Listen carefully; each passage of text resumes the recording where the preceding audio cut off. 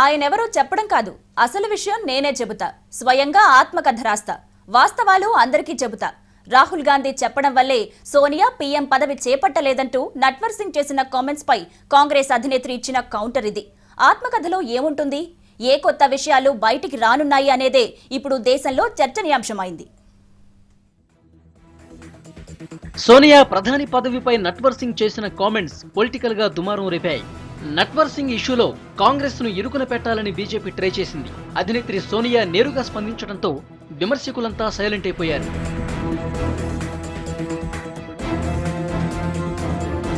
రాహుల్ గాంధీ కోరినందుకే సోనియా గాంధీ 2004లో ప్రధాని పదవి చేపట్టలేదని మాజీ కేంద్ర మంత్రి నట్వర్ సింగ్ చేసిన కామెంట్స్ ను సీరియస్ గా తీసుకున్నారు కాంగ్రెస్ అధినేత్రి. తాను ఓ పుస్తకం రాస్తానని, వాస్తవాలేంటో అప్పుడు తెలుస్తాయని ప్రకటించారామె.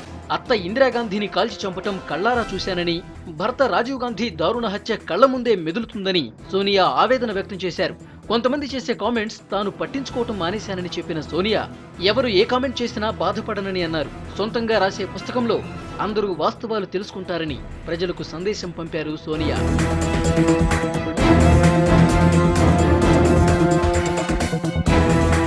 ఇదే విషయంపై మాజీ పీఎం మన్మోహన్ సింగ్ రియాక్ట్ అయ్యారు. వ్యక్తిగత విషయాల జోలికి పోకపోవటమే మంచిదన్నారు. పుస్తకాలు అమ్ముడుపోవాలని కొందరు మార్కెటింగ్ స్టంట్స్ చేస్తుంటారని ఎద్దేవా చేశారు కాంగ్రెస్ లీడర్స్.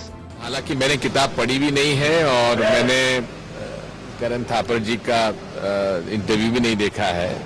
किताब के बिकने के लिए कुछ एक मसाला तैयार हो जाए, उसके बारे में सोनिया जी ने अपने आज एनडीटीवी के बयान में ये बात कह ही दी है. उसके बाद अब कुछ कहने को बचता नहीं है. देखिए, ऐसे किताबें छपते रहते हैं और अपने मार्केटिंग के लिए बहुत से चीजें बोलते रहते हैं. इसीलिए इस वक्त ऐसे किताबों के ऊपर मैं कमेंट नहीं करना चाहता हूं, क्योंकि ये सब फजूल की बातें हैं. సోనియా గాంధీ బదులివ్వటంతో బీజేపీ కూడా సైలెంట్ అయిపోయింది. ఇప్పుడు అందరి దృష్టి సోనియా ఆత్మకథపై పడింది.